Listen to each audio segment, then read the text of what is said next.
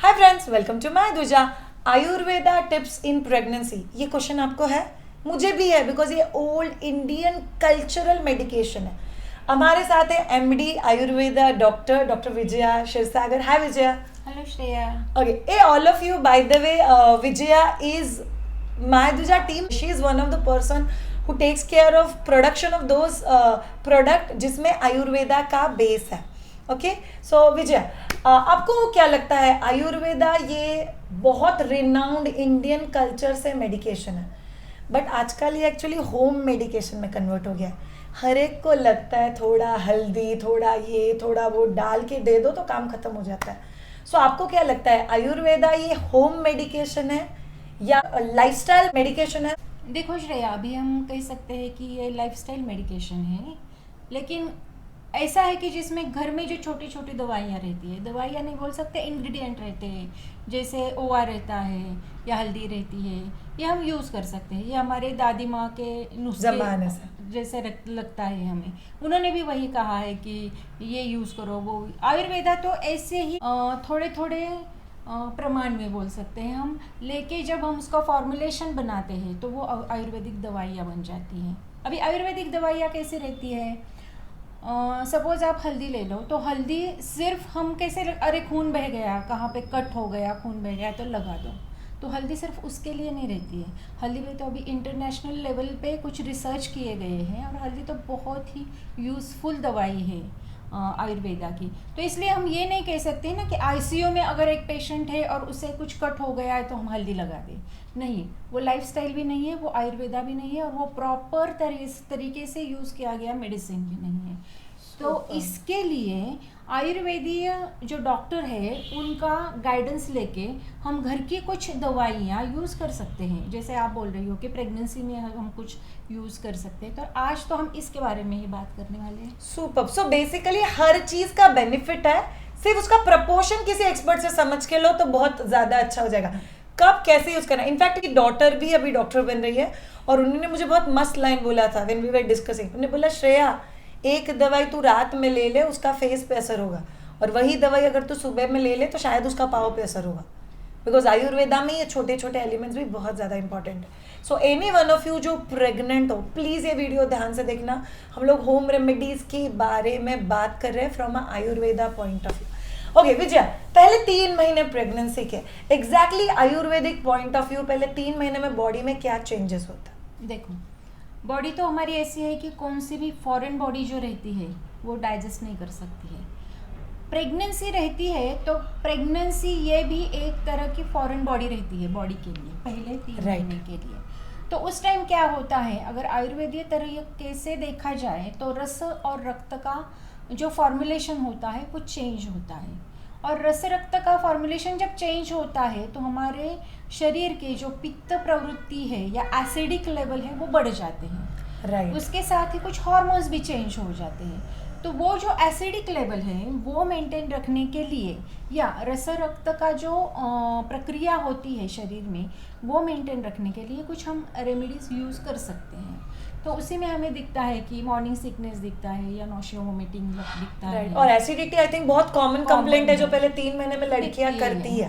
By the way all of you, किसी को actually indigestion, bloating, acidity ऐसे issue हो तो माय द्विजा का एक प्रोडक्ट है जो आयुर्वेदा गाइडेंस के अंदर बनाया हुआ है, बट वो मेडिकेशन नहीं है, तो वो आप माय द्विजा वेबसाइट पे चेक कर सकते हो। तुम हमारा पाचन जो है उसके यस, बारे में वो द्विजा पाचक चूर्ण और द्विजा एसिडिटी सोल्यूशन, ये आपको www.mydvija.com पे मिल जाएगा।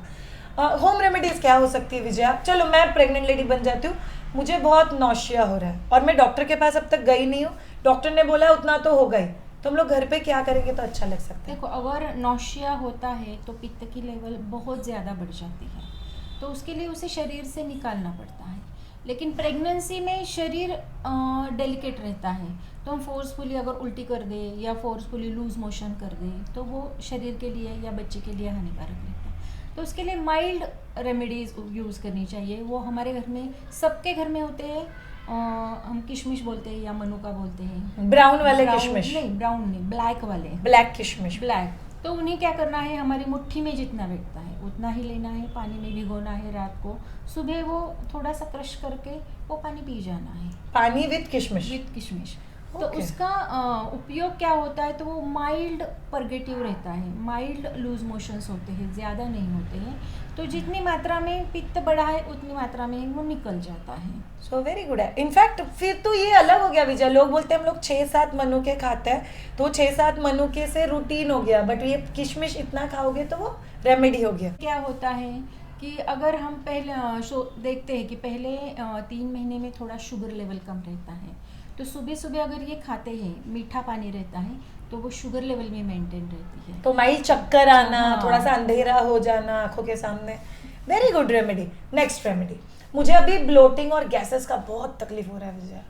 अरे हमारा पाचन है ना, पाचक चूर्ण। अरे सुपर, लेकिन अब तक मेरे को वो प्रोडक्ट मिला नहीं। मैं घर पे कुछ कर सकते हो? घर पे तुम कर सकते हो, दूध रहता है हमारा, हाँ। गाय का दूध, उसमें 2 चम्मच घी मिला दो। ठंडा दूध नहीं लेना है, थोड़ा सा गुनगुना दूध। रहना चाहिए, तो वो उसमें घी मिल जाता है और वो पी लो रात को सोते समय। तो उससे थोड़ा गैसेस कम आधा होने में। कप दूध लेते हैं तो भी चलता है, उसमें 1 सुबह। चम्मच घी मिला दो गाय का। ये इम्पोर्टेंट है, इन्होंने जो बोला, लोग दूध मतलब खुद को ही दूध पीने वाला मशीन बना देते हैं। एक गिलास इतना वो दूध, तो इनफैक्ट बहुत गैसेस और होता है। बढ़ेगा। देखो अभी हम साइंटिफिकली देखें तो प्रेग्नेंट लेडी के लिए पूरे दिन में 3 ग्राम इतना कैल्शियम चाहिए। 3 ग्राम कैल्शियम मिलने के लिए हमें कम से कम 2.5-3 या 4 लीटर दूध पीना पड़ता है। उतना दूध तो हम नहीं पी कौन सकते। तैयार है? बोलो बोलो। उसमें शक्कर मिला दो, उसमें हनी मिला दो। फिर भी 4 लीटर कोई नहीं पिएगा विजया। गाय तो घर में ही लानी पड़ेगी फिर। तो इसके लिए इतना तो नहीं होता, इतना कैल्शियम, इसलिए हम कैल्शियम सप्लीमेंटेशन देते हैं। लेकिन अगर इतना आधा कप दूध उसमें घी मिला दो तो इतना सफिशिएंट रहता है।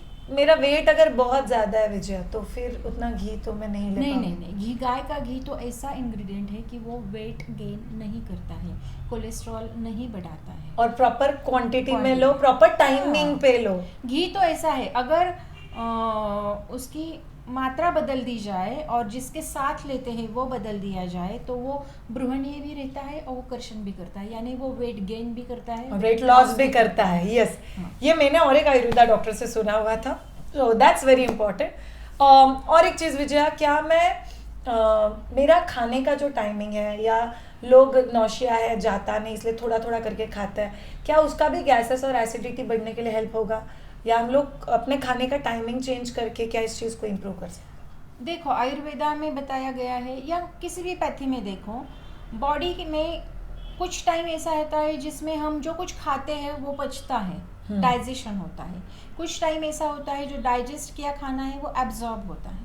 अभी देखो, खा लिया है और 2 घंटे में जब वो पचने वाला है उसमें हम और डाल देंगे।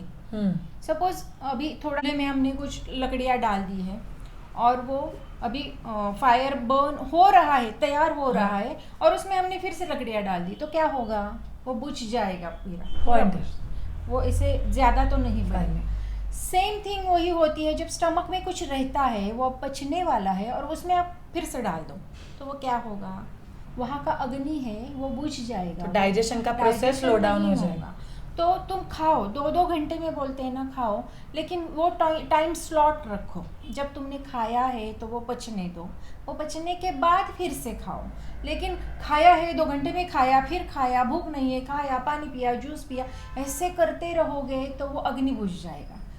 तो I think, do you mean Vijaya कि अगर आपने पेट भर के खाना खाया है तो बाबा 3 घंटे का गैप रखो, खाया है तो हाँ, थोड़े हाँ, कम, कम। मतलब जितना खाया है उसी प्रोपोर्शन में गैप थोड़ा रखो। सा गैप रखो, और हाँ। जब भी थोड़ा सा माइल्ड भूख लगे, ऐसे लगे, तभी तभी खाओ, खाओ, हाँ। घड़ी देख के मत खाओ। That's a good idea. और I think being a pregnant lady, आपको खुद को अंदाज आ जाएगा कि मैं 3-4 घंटे भूखी रही तो मेरे को एसिडिटी फीलिंग आता है, तो उसके एक आधा 1 घंटे पहले आपको कुछ खाना चाहिए, जरूरी। हाँ। By the way all of you, ये सिर्फ आयुर्वेदा रिलेटेड नहीं है, ये बात नहीं है कि हर 2 घंटे बाद पेट भर के खाना खाना है। There is something called as snacks, there is something called as meal, और ये दोनों में फर्क होता है। ओके, 100% आयुर्वेदा में भी 2 लोग के लिए खाना नहीं खाना, नहीं खुद मेरे के लिए हिसाब से, खाना है। हाँ, न्यूट्रिशन खाओ, हेल्दी खाओ, खाओ, वेरी इंपॉर्टेंट। नहीं, कुछ लोग मतलब टारगेट ही होता है, मैं गप्पू गप्पू तो मेरा बच्चा भी बच्चा, गप्पू। हाँ। लेकिन तुम जो बोल रही थी अभी, गप्पू गप्पू मैं हूँ तो गप्पू गप्पू बच्चा है, ऐसा कुछ नहीं होता है। तुम अगर पतले पतले हो तो भी तुम्हारा बच्चा गप्पू गप्पू हो सकता है। बच्चे को खाने को दो, खुद मत खाओ। ये जेनेटिक भी है ना हाँ, विजय, genetic मतलब भी है, वो तो मेरा तो 20 किलो बढ़ाने के बाद तेरा कैपेसिटी बच्चा नहीं होगा। नहीं 2.4 किलो का बच्चा पैदा किया।